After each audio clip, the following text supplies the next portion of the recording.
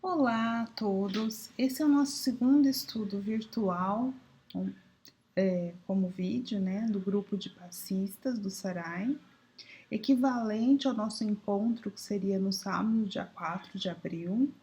E nós vamos estudar hoje o capítulo 5 deste livro aqui, ó, O Passe como Cura Magnética, da doutora Marlene Nobre. Esse capítulo 5 vai falar da água. O título dele é Água, excelente condutora de fluidos. Então vamos lá. Então ela começa dizendo que há alguns resultados científicos sobre a energia direcionada à água.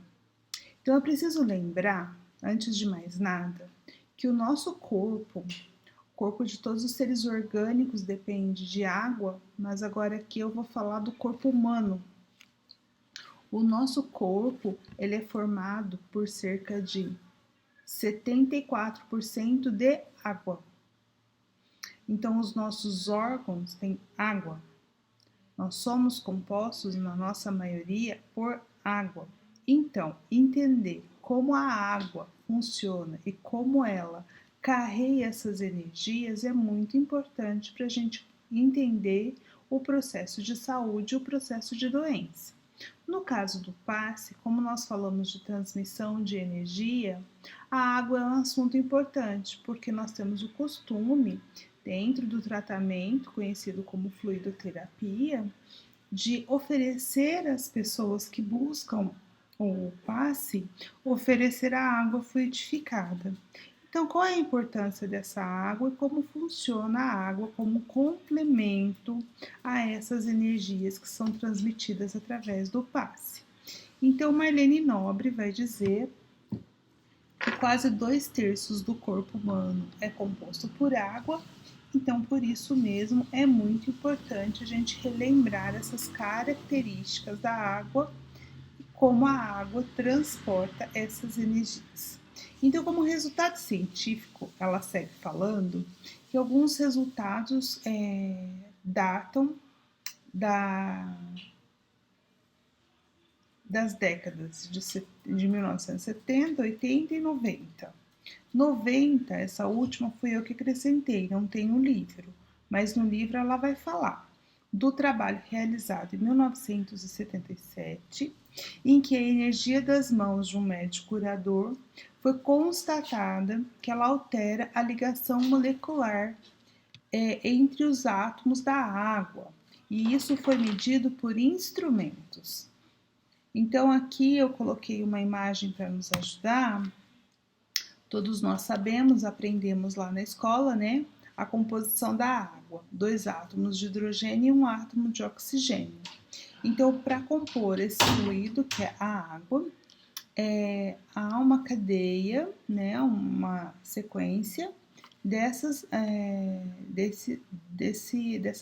tríade, vamos dizer assim, esses 2 átomos de hidrogênio e um de oxigênio em um determinado ângulo. Então, o que eles constataram? Que houve uma alteração. Então, quando houve a imposição de mãos, ou seja, agregado energia em água destilada, houve uma mudança na estrutura molecular, ou seja, em como esses... Ai, perdão, gente. Aqui. Como esses átomos aqui, ó, se organizam, isso foi modificado. Então, o que isso quer dizer? Que quando agrega-se energia na água, nós vamos ver umas imagens que isso vai deixar muito claro para a gente já, de acordo com os trabalhos do japonês, o físico japonês Emoto. Então, o que acontece? Emoto. O que acontece? A energia, sendo ela de vibração mais alta ou mais baixa, ela vai alterar estruturalmente a molécula de água, ok? É isso. Em 1983, houve um outro estudo de emanações de bioenergia. Então, lá em cima eu falei energia das mãos, aqui estou usando o termo mais atual, bioenergia, ou seja, energia produzida pelo corpo humano, né, pelo corpo animal. Então, houve emanações de bioenergia em água destilada e o que se constatou? que houve a reconstrução espontânea de uma certa enzima, a tripsina. Ela tinha sido, essa enzima, danificada por exposição à luz ultravioleta.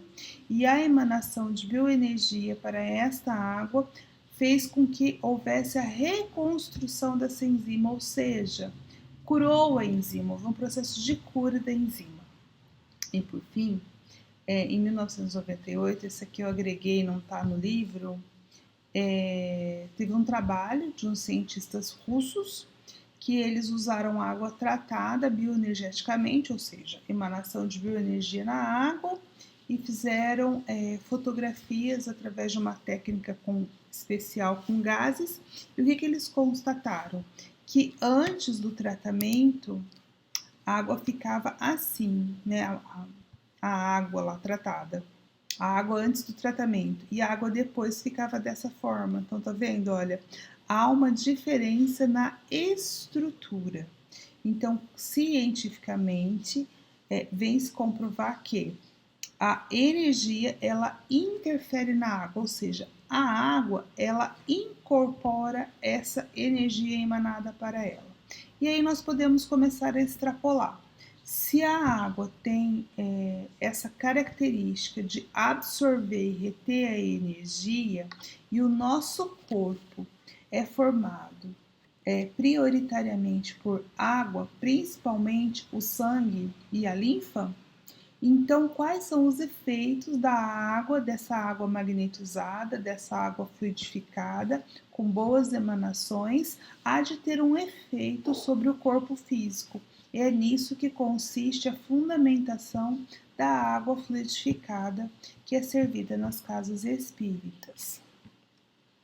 Então, continuando, daí nós vamos buscar nas obras subsidiárias da doutrina espírita, que são aquelas obras que vieram após a codificação, mas que completam os ensinamentos que estão lá na codificação.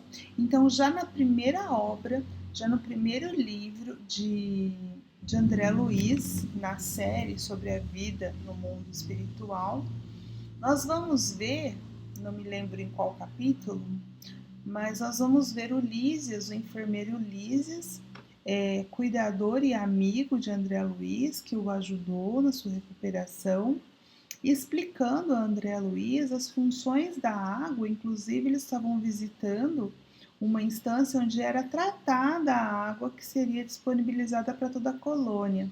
A água da colônia provinha do Rio Azul. Então, Ulisses vai esclarecer a André Luiz, o aprendiz, que no além, ou seja, lá no mundo, lá no astral, lá naquela colônia, nosso lar, a densidade da água é outra, porque lá ela é mais pura, mais fluídica, isso significa menos densa. Então, se os corpos, que no caso o perispírito, os corpos astrais também são menos densos, era de se esperar mesmo que a água também fosse menos densa por lá. E ele vai dizer que a água é o melhor e o mais poderoso condutor de fluidos de qualquer natureza. E quando ele diz isso, ele não está dizendo só para o mundo espiritual. Nós podemos também trazer isso para o nosso mundo material, que a água é o melhor condutor de fluidos, né? De energia, substituindo fluido por energia, por um termo mais moderno. E lá em nosso lar, quem fluidificava, quem purificava e magnetizava a água eram os espíritos mais evoluídos. Então, olha a importância desse trabalho. Então, eles colocavam ali os elementos específicos, propriedades tanto curativas quanto alimentares. No próprio nosso lar, nós vamos ver, em alguns capítulos que foram vistos anteriormente no nosso lar, que lá existe um problema da alimentação e que passou por uma fase de transição, mas que a alimentação em nosso lar, para aqueles espíritos que já estavam recuperados, acontecia pela respiração, extraindo os elementos do ar, e também pela água. Então aqui a gente vai ver nesse capítulo referente às águas do Rio Azul. Então, que a água vai ser colocada naquela água substâncias que são tanto curativas quanto alimentares. Então, às vezes, tomar um copo de água já alimentava ali os espíritos que viviam em nosso lar. E aí, falando sobre o porquê que o homem encarnado ele não dá tanto valor assim à água, que André Luiz quer saber, então Lísias vai dizer que são as imperfeições do espírito mesmo, dos encarnados, que não permitem ver os benefícios que são oferecidos pelo Pai. Ou seja, o que ele está dizendo é que o nosso Deus, nosso Pai, é um Deus de abundância e não de falta. Só que muitas vezes nós não conseguimos, muitas não, a maioria, nós não conseguimos reconhecer a abundância que existe no ar, abundância de bênçãos no ar, na água. Então, que conforme nós vamos nos aperfeiçoando e nos conectando mais com Deus, ou seja, nos tornando mais perfeitos, não perfeito no fim, mas ir se aperfeiçoando, nós vamos cada vez mais dar mais valor a esse líquido, a essa linfa preciosa que por misericórdia do Pai nos dada.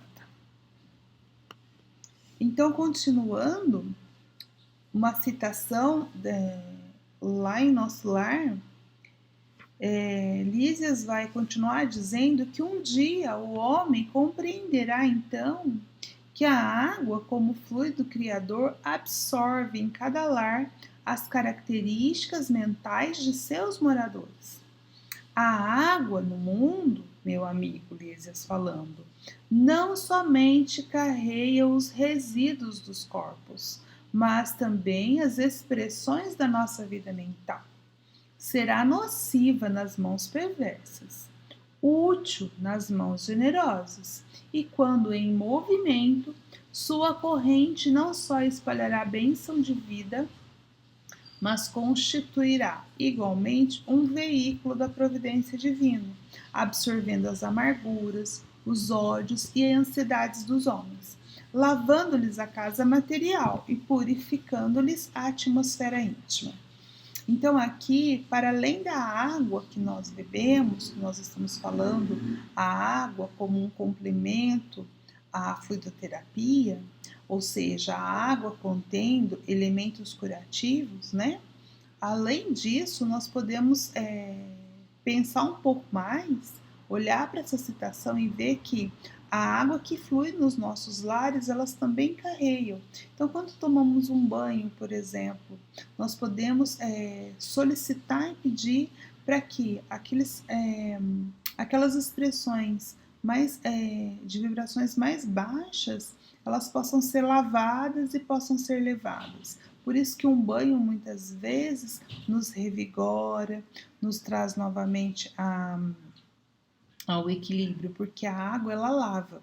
Então aqui eu achei muito interessante, particularmente, que o Lísias está dizendo que em cada lar a água ela vai ter as características mentais de seus moradores. Eu vou confessar para vocês que quando eu li isso, eu me preocupei muito e agora sempre quando eu vou tomar água em algum lugar eu penso nisso que o Lísias está falando, né?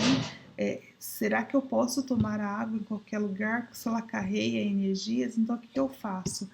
A partir de então, a partir desse conhecimento, dependendo do lugar que eu estou, se eu não posso levar a minha água, eu mesma pego o copo de água e antes de beber eu fluidifico a água, eu peço para que ela seja fluidificada e daí eu tomo a água. Né? Então a gente precisa tomar esse cuidado, essa vigilância em relação àquilo que estamos absorvendo, porque a água ela vai carregar essas energias. Ok. Então continuando, depois, então no livro, né, a Marlene Nobre vai nos dizer sobre o livro de Masaru Emoto, é um físico japonês chamado Mensagens da Água. Masaru Emoto fez experiências com água de vários lugares e aí ele pegava a mesma água, vamos supor, então ele pegava a água de um lugar específico. Ele fez essa experiência para muitos lugares, mas ele pegava um lugar em específico, dividia aquela água e submetia aquela água destilada, purificava aquela água, né? Destilava, e aí ele ia deixando aquela amostra da água do mesmo lugar, processada da mesma maneira, ele deixava em alguns ambientes. Então, por exemplo, em alguns lugares eram palavras que ficavam sendo ditas, em outros lugares tinha música e assim por diante. E aí depois ele congelava naquela água, submetida àquela situação sonora, e depois ao microscópio ele observava como os cristais do gelo foram formados. Então olha só que surpreendente, eu trouxe aqui umas imagens para vocês verem, não sei se vocês já conheciam.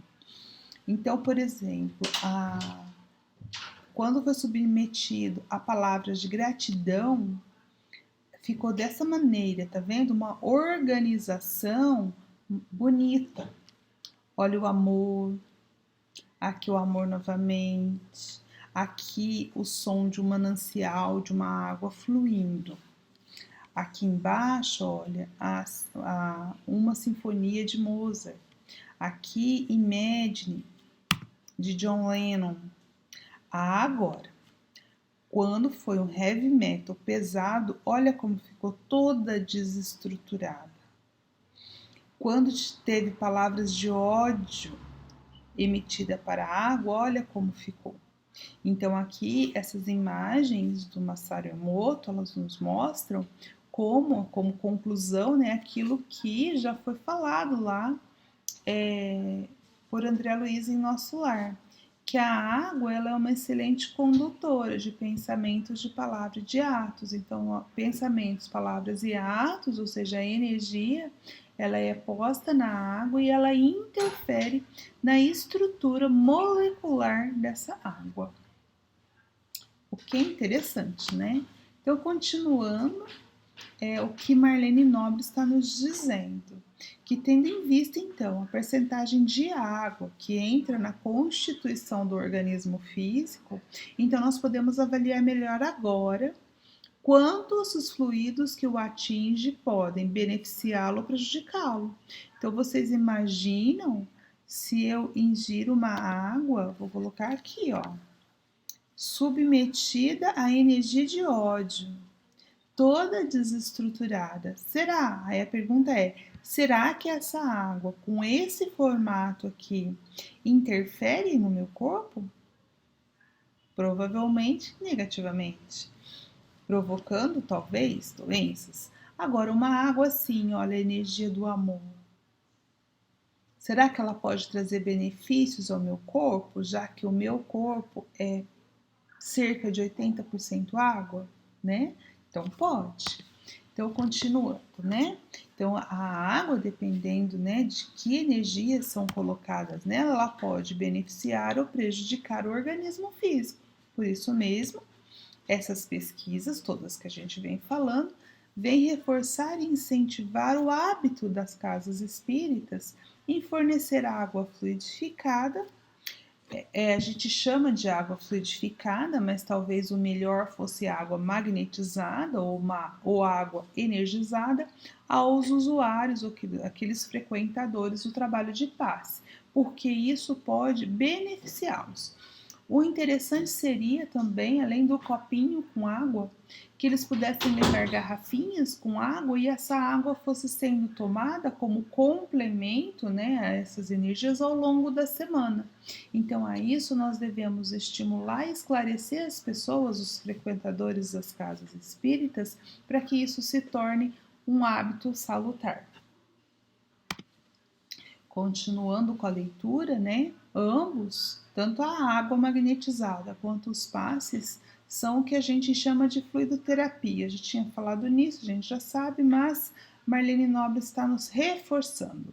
Então, o trabalho de fluidoterapia não é só os passes, mas também a água, e que traz inúmeros benefícios, como a gente sabe, às comunidades do nosso país.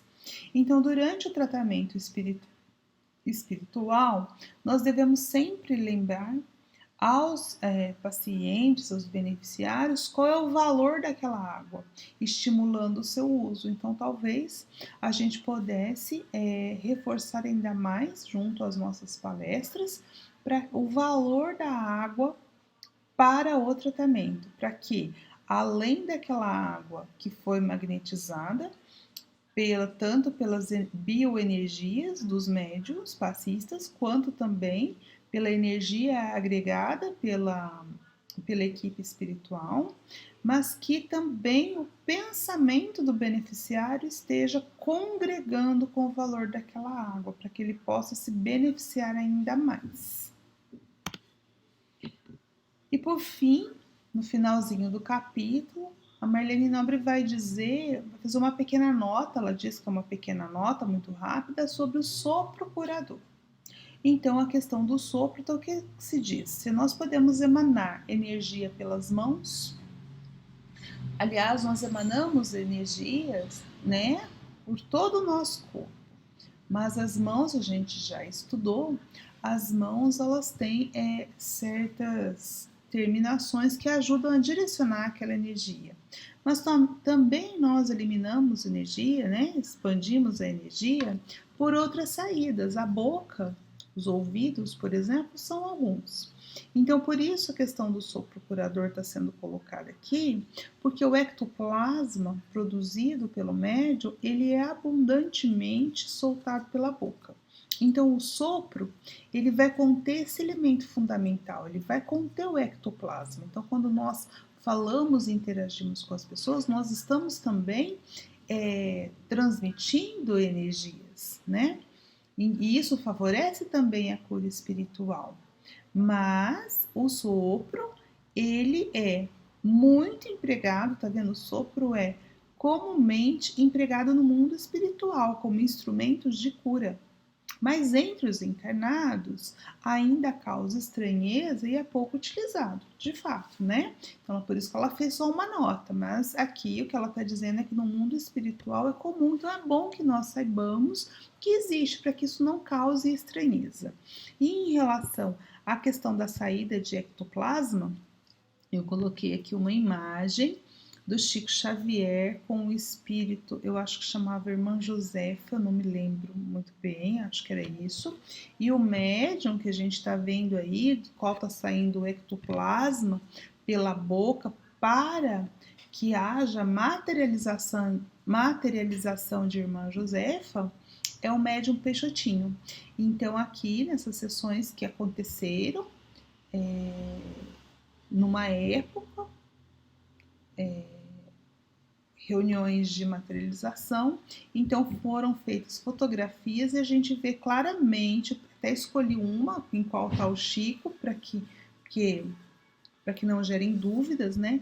Mas assim, é claro que nessas fotografias está claro a abundância de ectoplasma que sai da boca, então por isso o sopro pode sim ser um componente desse trabalho de cura.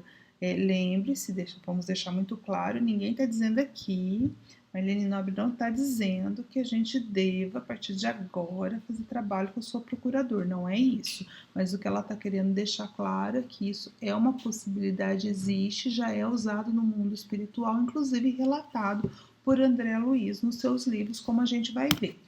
Então, aqui nos livros mensageiros, o instrutor Alfredo vai instruir André Luiz e vai dizer o seguinte, porque a dúvida era por que isso é usado no mundo espiritual e ainda não é muito comum a gente ver esse tipo de tratamento entre os encarnados.